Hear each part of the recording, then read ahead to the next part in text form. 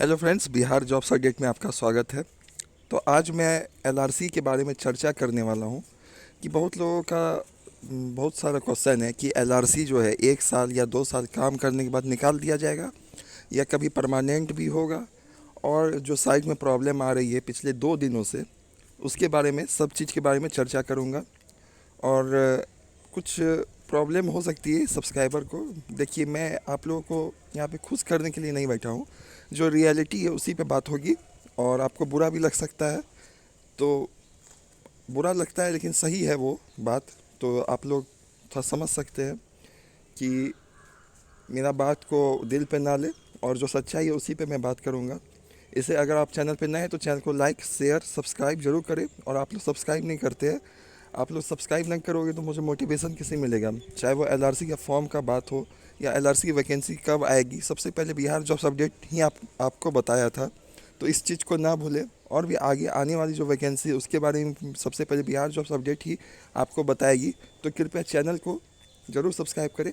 और मैं पहले बता दूं, मैं ताम झाम में नहीं रहता हूं कि मैं थंबनेल ये डाल देता हूं, आ गया बीटीएससी का रिजल्ट, आ गया एलआरसी का रिजल्ट। वैसा मैं कुछ नहीं डालता हूं, मैं सिंपल थंबनेल रखता हूं। और मैं ज़्यादा ताम झाम में नहीं रहता कि मैं जानता हूं मैं सही न्यूज़ देता हूं तो मेरा चैनल ज़रूर चलेगा। तो ये सब चीज़ के लिए मैं ही चैनल को बनाया हूँ और खोला हूँ, आप लोगों को न्यूज़ पहुँचाने के लिए। तो आप लोग भी प्यार दे उतना, आप लोग के लिए इतना मेहनत करता हूँ। तो आज अगर है तो पूरा वीडियो को लास्ट तक ज़रूर देखें। तो आज मैं बताने वाला हूँ कि एलआरसी में जो फॉर्म में जो प्रॉब्लम आ रही है, कि जैसा कि आप लोग देखे होंगे कि पिछले 2 दिनों से फॉर्म नहीं अपलोड हो पा रहा है, किसी का मार्कशीट अपलोड नहीं हो रहा है, किसी का साइट ही नहीं खुल रहा है। तो सबसे बड़ा जो प्रॉब्लम है इसमें, वो इसके लिए है क्योंकि आखिरी जब फॉर्म का जो लास्ट डेट होता है, आखिरी दिन उसे 1-2 दिन पहले तक साइट में बहुत ज़्यादा ओवरलोड हो जाता है, जिसके कारण नहीं चलता है। और अब तो साइट खुल भी नहीं रही है। और आज अभी मैं बता दूं 16 नवंबर का डेट है, और अभी 9:30 बज रहे हैं, और 12 बजे तक ही फॉर्म भरने का डेट है। आज का ही 12 बजे दोपहर तक। तो क्या हो सकता है, अगर साइट नहीं चल रही तो हो सकता है 2 दिन 3 दिन और एक्सटेंड भी कर दिया जाए, क्योंकि साइट 2 दिन से बिल्कुल नहीं चल रही है। उम्मीद रखिए कि 2 दिन एक्सटेंड भी कर सकता है। अगर नहीं करता है तो फिर आप लोग जो बहुत सारे फॉर्म नहीं भरे हैं तो वो वंचित भी हो सकते हैं फॉर्म भरने से। इसलिए मैं बोलता हूँ कि मिडिल पीरियड जो होता है, जैसे 16 नवंबर का डेट दिया गया था, तो 8 10 12 नवंबर तक आप लोग को फॉर्म भर लेना चाहिए था। आप लोग किस दिन आखिरी दिन तक वेट करोगे तो यही प्रॉब्लम आएगी। उम्मीद रखिए, क्योंकि 2 दिन से बिल्कुल साइट नहीं चल रही, तो हो सकता है 2-3 दिन एक्सटेंड भी कर दिया जाए फॉर्म भरने का। लेकिन एलआरसी, आप जानते हैं एलआरसी बहुत इस पे काम नहीं करता है। वो बढ़ा भी सकता है, नहीं भी बढ़ा सकता है, वो उसके ऊपर डिपेंड है। लेकिन उम्मीद करिए कि बढ़ा दे तो अच्छा रहेगा आप लोगों के लिए। और यहाँ बात करते हैं अब, यहाँ जो कल आप देखे थे 10,000 से अधिक पदों पर बहाली के लिए जो यहाँ पे पेपर में कटिंग आया था, बहुत लोगों का कहना है सर 1 साल बाद सर्वे करने के बाद निकाल दिया जाएगा। तो मैं आपको बता दूं कि सर्वे ख़त्म होगा, उसके बाद आप लोगों का चकबंदी होगा। चकबंदी में भी थोड़ा उसके बाद चकबंदी के बाद आप लोगों को अगर काम रहेगा तो आप लोगों को रखा जाएगा। अगर कोई काम नहीं बचेगा तो फिर आप लोगों को निकाल दिया जाएगा। क्योंकि देखिए, बहुत सारे लोग बोलते हैं कि सर संविदा मतलब तो परमानेंट ही हो गया, तो इसको क्यों निकाला जाएगा।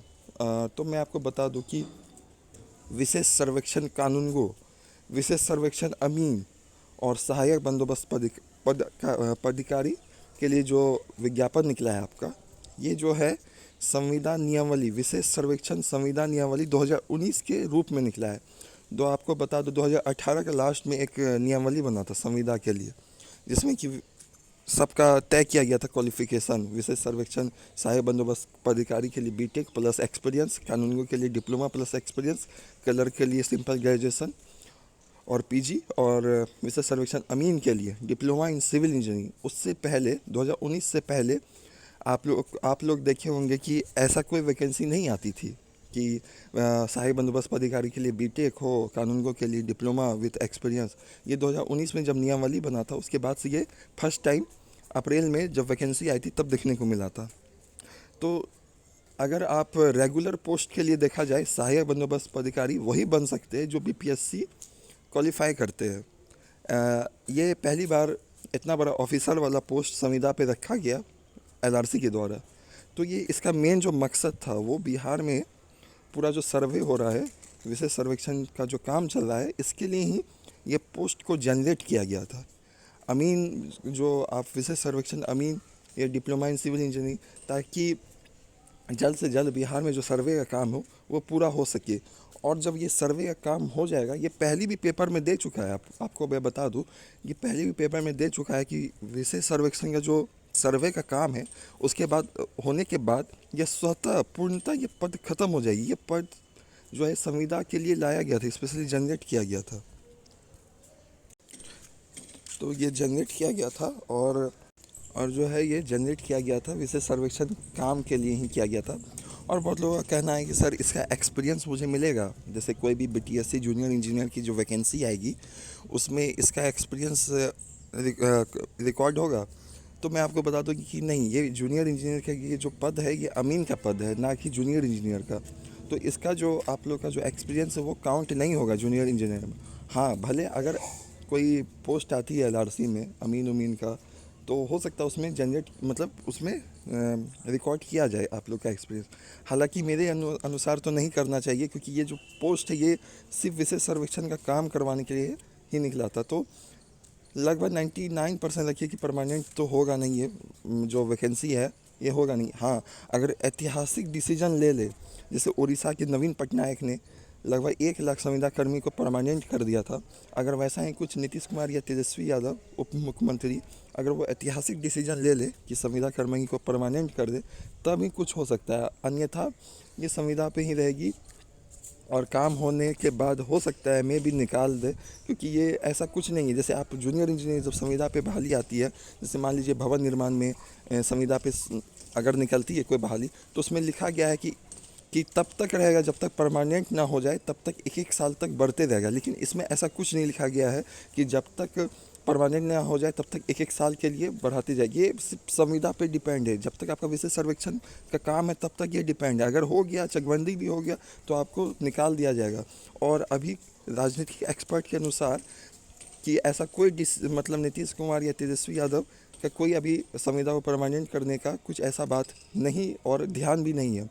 जैसा कि एक न्यूज चैनल में जब उड़ीसा में संविदा वाले को परमानेंट किया गया था, तो बिहार का ही बात उठाया था। तो राजनीतिक एक्सपर्ट ने कहा था कि अभी नीतीश कुमार का ध्यान केंद्र में है, ना कि बिहार की इसमें कि वो संविदा को परमानेंट कर दे, क्योंकि संविदा पे सबसे ज़्यादा संविदा पे बहाल बिहार में ही है। और अगर इसको परमानेंट कर देगी तो बहुत सारा खर्च बढ़ जाएगा बिहार सरकार को, इसलिए अभी इस पे ध्यान नहीं है। तो ये सब बात आप लोगों को क्लियर होना चाहिए कि विशेष सर्वेक्षण अमीन कानून को ये सब परमानेंट नहीं होगी, और जब काम हो जाएगी तो ये निकाल दिया जाएगा। मैं आप लोगों को पहले बोल दिया था कि मैं खुश करने के लिए नहीं हूँ, जो फैक्ट है उसे ये बात कर रहा हूँ, क्योंकि ये नियमावली 2019 संविदा नियमावली ही 2019 में बनी है, इसलिए एक्सपीरियंस का पॉइंट काउंट नहीं होता है इसमें जेई में। और यही आप अगर भवन निर्माण या रोड कंस्ट्रक्शन में अगर निकलती है संविदा पे बहाली, तो उसका हर साल का 5-5 नंबर मिलता है, क्योंकि वो एक पद है, ऑलरेडी पद है। ये पोस्ट क्रिएट किया गया है अमीन का, आपको समझना होगा। जैसे कार्यपालक सहायक का जो कार्यपालक सहायक होते हैं एग्जीक्यूटिव असिस्टेंट, उसका 5-5 नंबर क्यों नहीं मिलते? क्योंकि वो पोस्ट क्रिएट किया गया है। कार्यपालक सहायक का भी पीआरडी में, पीआरडी के थ्रू आता है ये, तो उसका ही पोस्ट क्रिएट किया गया है। अमीन विशेष सर्वेक्षण अमीन विशेष सर्वेक्षण कानून को ये सब का ही पोस्ट क्रिएट किया गया है। तो ये सब का नहीं मिलेंगे आप लोग को एक्सपीरियंस का, उसी का एक्सपीरियंस काउंट होता है जो पहले से पद है। जैसे जूनियर इंजीनियर का पद पहले से, अगर जूनियर इंजीनियर का बहाली संविदा पे होती तो हर साल 5-5 नंबर मिलेगा। तो ये सब था। और सर्वेक्षण का काम होने के बाद ये डिपार्टमेंट का ऊपर रहेगा कि आपको रखेगी कि या निकाल देगी। तो जब तक है तब तक आप लोग काम करिए और सीखने को ही मिलेगा बहुत कुछ। और बहुत लोगों का कहना है सर मैं बीटेक करूं या फिर एलआरसी ज्वाइन कर लूँगा। तो मैं आपसे कहना चाहूँगा कि ये अपने फाइनेंशियल स्थिति और फैमिली मेम्बर से ज़रूर पूछ के ये करें। इसमें मैं कुछ राय नहीं दे सकता, ये आपका पर्सनल चॉइस है। आप बीटेक करोगे या फिर ये आप पहले जॉब्स प्रोफाइल देख लो, आप कर पाओगे तो करना, नहीं कर पाओगे तो बीटेक कर लेना। और फैमिली मेम्बर से पूछो क्या करना सही रहेगा, फाइनेंशियल स्थिति सही है तो उस हिसाब से आप अपना डिसीजन लेना। इसमें मैं कुछ नहीं कह सकता। अगर चैनल अच्छा लगता है तो चैनल को ज़रूर लाइक, शेयर और सब्सक्राइब करें। धन्यवाद।